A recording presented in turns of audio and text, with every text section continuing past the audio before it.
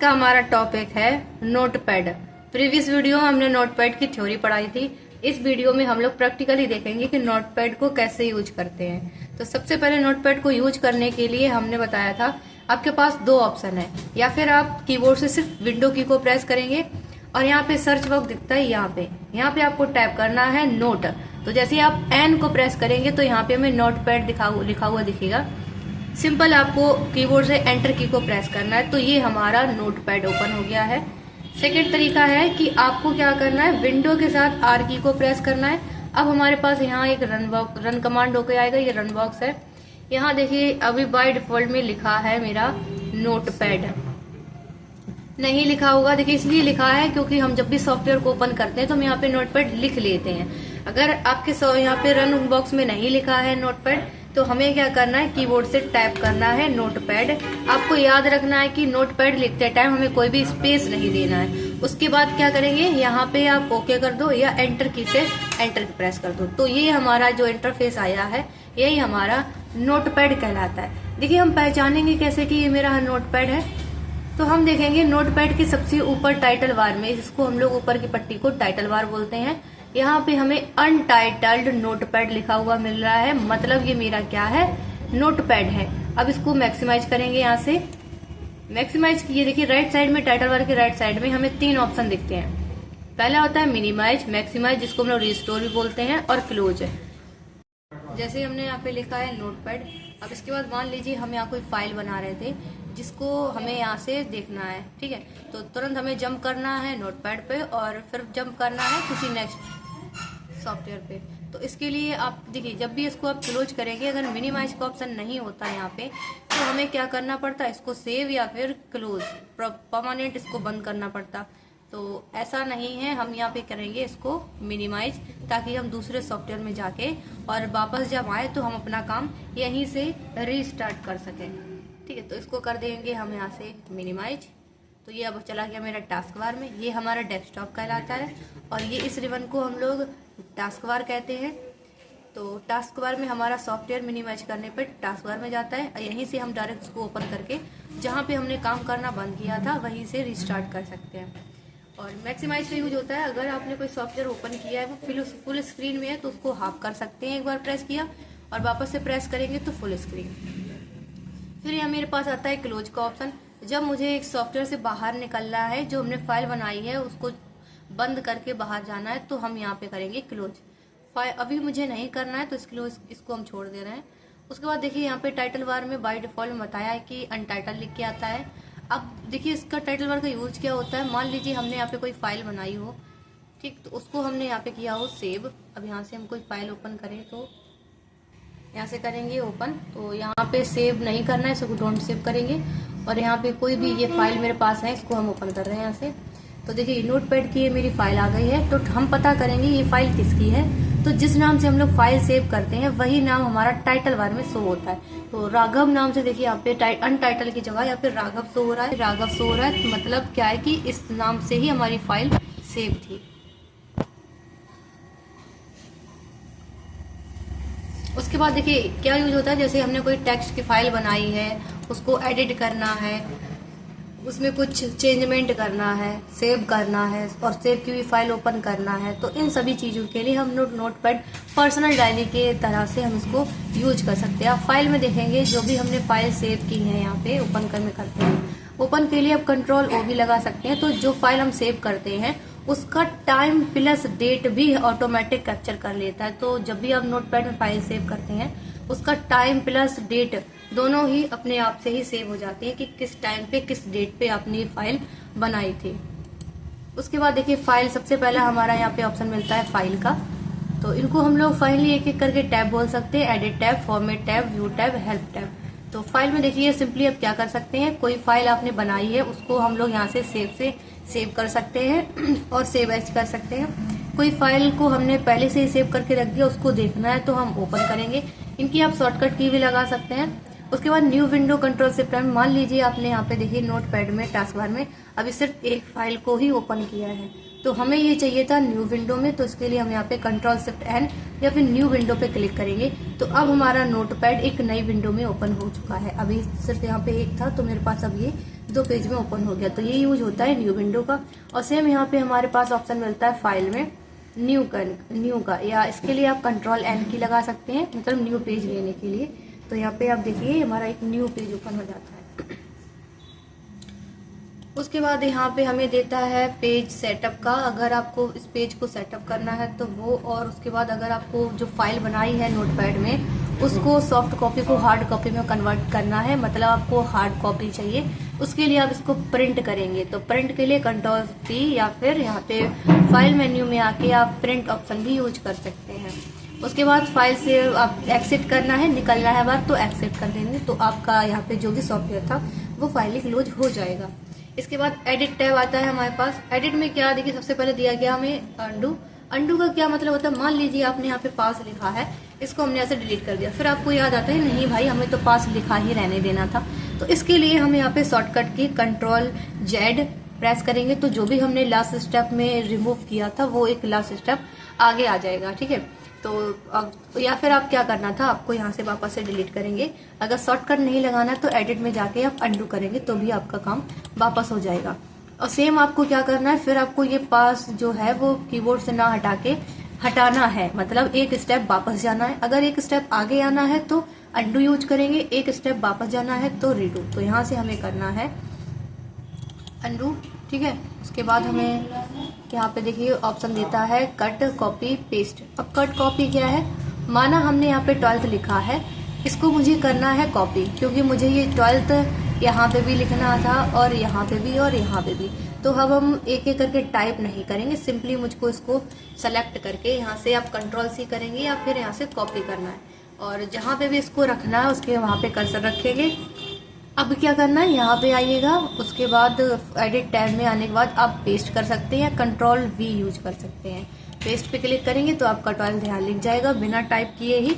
उसके बाद आपको यहाँ पे भी लिखना है तो सिंपल सा कंट्रोल V करेंगे और पेस्ट करेंगे। तो इस तरह से आप 12th यहाँ लिखते थे। अब मान लीजिए आपको यहाँ पे 12th ना लिख के इस जगह पे लिखना था, तो यहाँ ना लिखना था, मुझे नहीं लिखना था मतलब, तो इसके लिए आप यहाँ से करेंगे कट, तो यहाँ से हट जाएगा, दूसरी जगह हमारा पेस्ट हो जाएगा। जहाँ पे भी आपको पेस्ट करना है पेस्ट कर दीजिए, तो ये वहाँ से उठ के यहाँ आ जाएगा।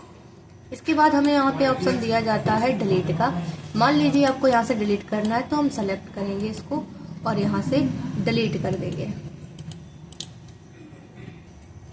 अब इसके बाद हमें यहाँ पे एडिट टैब में ऑप्शन देता है सर्च विथ विंग, मतलब आपको कोई एक वर्ड यहाँ से, अगर आपको किसी वर्ड की मीनिंग जाननी थी, उसका मतलब निकालना था, तो हम यहाँ से क्या करेंगे, डायरेक्ट यहाँ पे एडिट टैब में आने के बाद आपको करना है सर्च विथ विंग।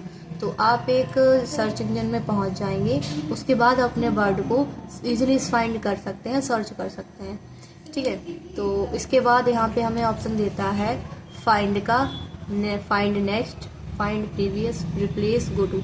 इनका यूज क्या होता है, मान लीजिए आपने यहाँ पे कोई एक वर्ड एक से ज़्यादा बार लिखा है, जैसे यहाँ पे 12th ये लिखा है और 12th ये लिखा है, तो हमें यहाँ फाइंड करना है कि ऐसे ऐसे, जैसे हम यहाँ कर्सर से सेलेक्ट कर रहे हैं तो मेरा कहाँ कहाँ पे ये फाइंड लिखा है 12th वो हाईलाइट हो जाए। तो इसके लिए आप कर सकते हैं फाइंड, कंट्रोल F, या फिर यहाँ पे एडिट टैब में आने के बाद आप फाइंड ऑप्शन पे क्लिक करेंगे।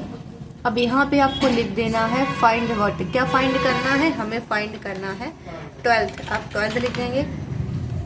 उसके बाद आपको फाइंड नेक्स्ट करना है, तो एक ये था, एक बार और फाइंड नेक्स्ट करेंगे तो एक ये और करेंगे, तो ये इस तरह से हमारा फाइंड हो जाएगा जो भी वर्ड हम यहाँ पे टाइप करेंगे। इसके बाद हमें यहाँ पे देता है फाइंड के बाद फाइंड नेक्स्ट, जो अभी था मेरा फाइंड प्रीवियस पहले वाला फाइंड, ठीक है। तो ये तीनों सेम ही हैं। अब इसके बाद हमें देखना है रिप्लेस। रिप्लेस का मतलब होता है कोई एक वर्ड या लेटर या फिर पूरे पैराग्राफ की जगह पे आप किसी और वर्ड लेटर को लिखना। जैसे मान लीजिए यहाँ पे CCC लिखा है और हमें CCC की जगह चाहिए था AA, तो आप जो भी ले लो। तो इसके लिए हम करेंगे रिप्लेस, कंट्रोल H या फिर एडिट टैब में आने के बाद रिप्लेस ऑप्शन पे क्लिक करेंगे। अब यहाँ लिखा है 12th को हम हटा देंगे। मुझे देखिए यहाँ पे पहले देगा आपको फाइंड व्हाट, मतलब इसका मतलब है किसको फाइंड करना है। तो मुझे फाइंड करना है, यहाँ पे पहले आपको वही वर्ड लिखना है जिसकी जगह पे जो वर्ड लिखना है। तो यहाँ पे हमें CCC की जगह पे लिखना है क्या, वो यहाँ लिखेंगे रिप्लेस विथ। किसके साथ रिप्लेस करेंगे, तो हम इसको ट्रिपल सी को रिप्लेस करना चाहते हैं ए के साथ। अब इसके बाद देखिए यहाँ पे देता है फाइंड। फाइंड का मतलब वही था जो अभी बताया था, सिर्फ हमें सर्च कर देगा, हाईलाइट करके देगा। रिप्लेस का मतलब होता है सिर्फ आपको एक जगह, जहाँ पे आपके पास अगर एक ट्रिपल सी लिखा है पूरी लिस्ट में, तो वो सिर्फ एक को ही चेंज करेगा। और रिप्लेस ऑल का मतलब होता है जहाँ पूरी लिस्ट में जहाँ जहाँ भी आपका ट्रिपल सी लिखा हुआ है, ऑटोमेटिक वहाँ पे उन सभी ट्रिपल सी की जगह पे ए हो जाएगा, या जो भी आप वर्ड टाइप करोगे वो लिख जाएगा। अब कैंसिल का मतलब होता है मुझे अभी नहीं ये करना है, तो हमें करना है रिप्लेस ऑल। तो देखिए अब इसके बाद कुछ नहीं है, हटा देंगे इस बॉक्स को। तो यहाँ पे मेरा ट्रिपल सी लिखा था, तो यहाँ पे देखो ए लिख के आ गया है। और इसके बाद हमें यहाँ पे ऑप्शन देता है गो टू का। मान लीजिए आपने अगर यहाँ पे नोट पैड में किसी लाइन पे जाना है, ठीक है, हमें जाना है 6 लाइन पे जाना, माना हमें 6 लाइन पे जाना है, तो हम यहाँ पे करेंगे गो टू। तो देखिए कर्सर हमारा डायरेक्ट यहाँ पे 6 लाइन पे आ गया। अब काउंट करेंगे यहाँ से 1 2 3 4 5 6, तो यहाँ पे हमारी लाइन जो थी 6 नंबर पे ये है, तो यहाँ पे हमारा कर्सर आ गया। देखिए जैसे माना हमने, अब अगर आपको नहीं अच्छे समझ में आया, देखना हम कर्सर को यहाँ रख रहे हैं, मेरा कर्सर अभी यहाँ बिलिंग हो रहा है ना, तो वापस से हम कंट्रोल जी करेंगे, शॉर्टकट की कंट्रोल जी है। तो यहाँ पे लिखा है मेरा, यहाँ हटा दीजिए आप। मान लीजिए मुझे 6 नंबर की लाइन पे जाना है, 6 को टाइप करेंगे, गो टू करवाएंगे, तो अब देखो डायरेक्टली मेरा कर्सर यहाँ बिलिंग हो रहा है, ठीक है। तो 6 नंबर की लाइन उसने ये कैप्चर कर ली है। इसके बाद ऑप्शन देता है सेलेक्ट ऑल का, डेट एंड टाइम का। देखिए हमें क्या करना है, जो हमारा ये डाटा लिखा है इसको नॉर्मली हम लोग कर्सर से ऐसे सेलेक्ट करते हैं, और आपको शॉर्टकट की से या फिर एक बार में ही पूरा डाटा सेलेक्ट करना है। तो हम यहाँ पे करेंगे एडिट में कंट्रोल ए करेंगे, या फिर कंट्रोल ए ऑल पे सेलेक्ट कर दो, तो पूरा आपका डाटा एक बार में ही सेलेक्ट हो जाता है। अब देखिए इसके बाद हमें यहाँ पे एडिट में एक ऑप्शन और दे रहा है डेट एंड टाइम का। तो अगर आपको अपने नोट पैड में करंट की डेट और टाइम को इंसर्ट करना है, तो इसके लिए आप आएंगे एडिट टाइम में, और यहाँ पे कीबोर्ड से F5 फंक्शन की F5 को प्रेस करेंगे, या फिर यहाँ पे ऑप्शन क्लिक कर देंगे डेट एंड टाइम। तो देखिए यहाँ पे हमारा डेट एंड टाइम करंट का शो हो चुका है, ऑटोमेटिक इंसर्ट हो गया मेरा डेट और टाइम। तो ये यूज था हमारा एडिट टैब का, हमने सारे ऑप्शन समझा दिए हैं। उसके बाद हमारा एक ऑप्शन आता है फॉर्मेट। नेक्स्ट टैब है हमारा फॉर्मेट। फॉर्मेट में सबसे पहले हमें वर्ड रैप देता है। देखिए वर्ड रैप का मतलब क्या है, जैसे मान लीजिए आपको यहाँ पे कर्सर है फर्स्ट लाइन में, आपको आना है सेकेंड लाइन में, तो हम एरो की का यूज करके आराम से इजीली अप डाउन कर सकते हैं, या फिर कंट्रोल जी के साथ कंट्रोल जी को प्रेस करेंगे तो भी हमारा सर्च बॉक्स ओपन हो जाएगा गो टू वाला, और यहीं पे हमें ऑप्शन देगा एडिट टैब में गो टू का। तो अगर हमने यहाँ पे रैप टैब को क्लिक कर दिया है, तो अब ना तो हम रहते कंट्रोल जी से, तो वो हमारा ऑप्शन जो है डायरेक्ट यहाँ पे क्लोज हो जाएगा, ठीक है। तो इसको हम लोग, ना मेरा कंट्रोल जी काम करेगा और ना ही गो टू वाला। तो अगर इस रैप टैब को हटा देंगे तो इसके बाद हम देखेंगे तो गो टू जी वाला हाईलाइट हो जाएगा। इसके बाद हमें यहाँ पे ऑप्शन देता है फॉन्ट का। तो फॉन्ट से रिलेटेड सारे ऑप्शन हमें यहाँ पे दिए जाते हैं, जैसे कि माना हमने फॉन्ट का नेम यहाँ से हमें चेंज करना है, ये वाला लेना है, ठीक है। उसके बाद हमें फॉन्ट का साइज, ये साइज है वो भी कम करना है, बहुत ज़्यादा है तो हमने माना हमें कम करना है, फॉन्ट का साइज कम करवाएंगे। उसके बाद यहाँ से कर देंगे ओके। तो अभी मेरे फॉन्ट का साइज भी इंक्रीज हो चुका है, और फॉन्ट का नेम भी हमारा चेंज हो गया है। तो इन सभी के लिए हम लोग फॉन्ट का यूज करते हैं। अभी हम कंट्रोल जेड किए दे रहे हैं। अब इसके बाद हमारे पास टैब आता है, तो व्यू टैब के इस वाले जूम वाले ऑप्शन से क्या होगा, जूम इन यहाँ पे हमें देगा व्यू टैब में जूम इन। जूम इन का मतलब होता है जूम इन करना ऑप्शन से, और जूम आउट से होगा हमारा जूम आउट। अरे भाई यहाँ से जूम आउट कर सकते हैं, और यहाँ पे दिया गया है रिस्टोर डिफ़ॉल्ट जूम। तो इसके लिए हम शॉर्टकट की लगा सकते हैं कंट्रोल ओ, या फिर रिस्टोर डिफ़ॉल्ट जूम हमें करना है जैसा पहले था उसी तरह से डिफ़ॉल्ट रूप में। और इसके बाद हमें यहाँ पे ऑप्शन दिया जाता है स्टेटस बार का। अभी आपका स्टेटस बार शो हो रहा है तो दिखेगा, अदरवाइज नहीं दिखेगा। तो देखिए अभी स्टेटस बार मेरा शो नहीं हो रहा था, अभी यहाँ पे ये शो होने लगा है। क्यों? क्योंकि हमने व्यू टैब में स्टेटस बार पे टिक कर दिया, और अनटिक करेंगे तो स्टेटस बार हट जाएगा। नोट पैड के या फिर किसी भी एप्लीकेशन सॉफ्टवेयर के सबसे नीचे वाले एरिया को, जहाँ पे हमें उसकी जूमिंग कैपेसिटी दिखती है, यही हमारा स्टेटस बार कहलाता है। ठीक है, तो ये हमारा ऑन ऑफ हो सकता है, हाइड और शो हो सकता है। ऑप्शन पे टिक करेंगे तो शो होगा, नहीं टिक करेंगे तो अनहाइड रहेगा। इसके बाद हमें एक और टैब मिलता है हेल्प का, जिसमें लिखा है view help, send feedback, about notepad. ठीक है, तो ये सारे ऑप्शन इसके हेल्प टैब के अंदर आते हैं। यहाँ पे व्यू हेल्प का मतलब है आप नोट बारे में कोई भी यहाँ से लिखिए हेल्प ले सकते हैं। ठीक है, सब डायरेक्ट इंटरनेट पे आके कनेक्ट होके। उसके बाद सेंड फीडबैक, आप नोटपैड के बारे में यहाँ पे फीडबैक दे सकते हैं। और यहाँ पे एक ऑप्शन और देखा है अबाउट नोटपैड। अबाउट नोटपैड का मतलब है आप नोटपैड से रिलेटेड इन्फॉर्मेशन देख सकते हैं। जैसे यहाँ पे वर्जन दिया गया है हमारा माइक्रोसॉफ्ट कॉर्पोरेशन। ठीक है, तो ये इस तरह से हम लोग नोटपैड का यूज कर सकते हैं। और नोटपैड के साइड में ये हमें पेज दिया जाता है, पेज पे हम लोग काम करते हैं, उसको work area, page, text area बोल सकते हैं। और साइड में हमें स्क्रॉल बार दिया जाता है। स्क्रॉल का काम होता है पेज को अप डाउन करवाने के लिए। तो हमें यहाँ पे 2 स्क्रॉल मिलते हैं, एक मिलता है राइट साइड में, एक मिलता है नीचे की साइड में स्टेटस बार के ऊपर बॉटम में। ठीक है, राइट और बॉटम। तो ये हो गया पूरा इंटरफेस हमारा नोटपैड का।